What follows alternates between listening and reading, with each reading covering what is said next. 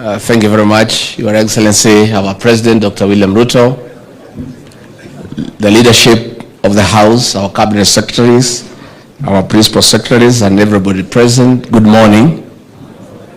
God is good, and all the time. On behalf of our President, let me take this opportunity to welcome all of you to this meeting, a joint meeting between the Executive and our legislators from our side of the coalition, a meeting of minds to chart the way forward, because as the President has aptly put it, this is a year. We have this year 2024 and 2025 to work for the people of Kenya and fulfill our 5-year mandate with the people. Starting 2026, anything that we do is perceived as politics and as a strategy to look for votes. So this great meeting that the President convened and insisted that we need to engage with our leaders in both houses so that we are all speaking the same language.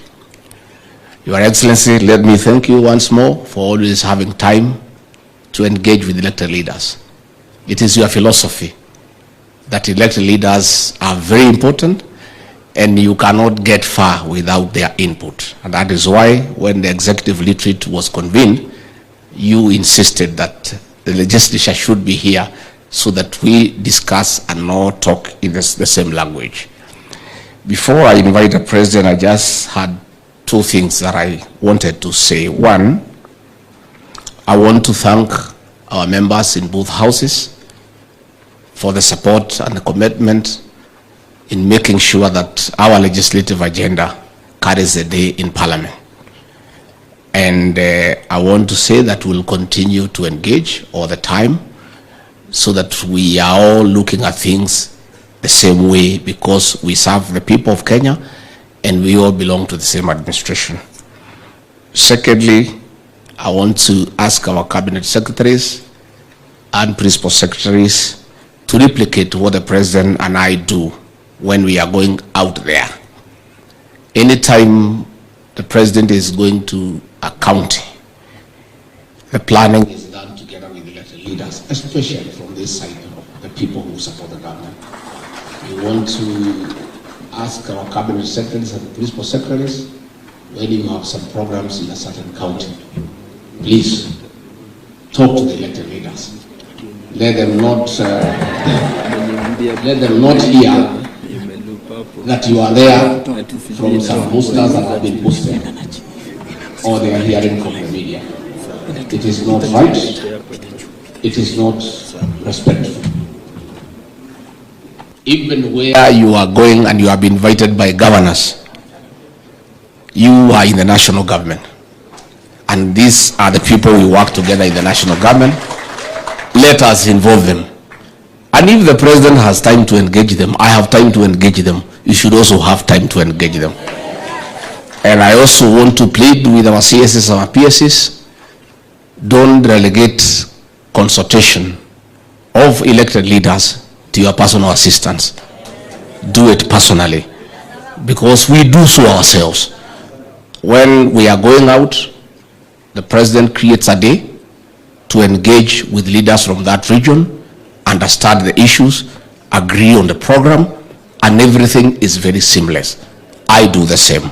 So let us from here have time to talk to elected leaders, because it is the right thing to do.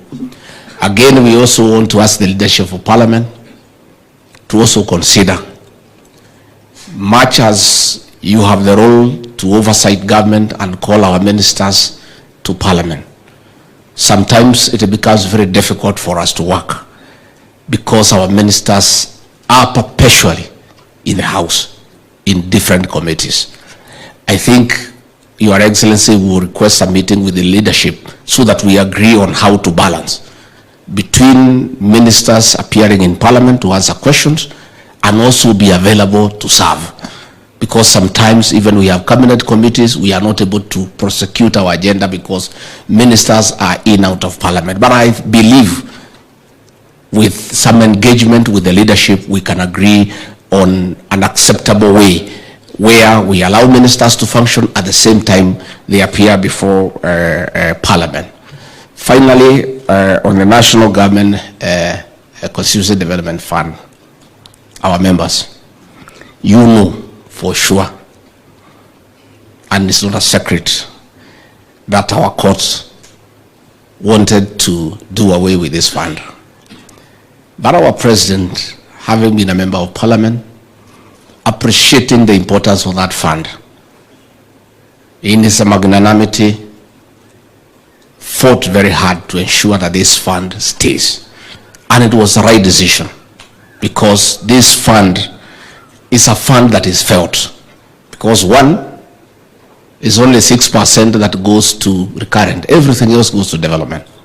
So when the government, led by our president, has a few challenges in terms of availability of exchequer because of the challenges of revenue collection, we also want to ask our members likewise to extend the same magnanimity when the Parliament is taking a decision on how to react when money is not available on time.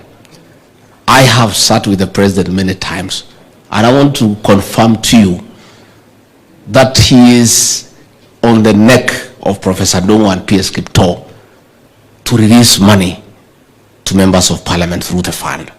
And he is very clear that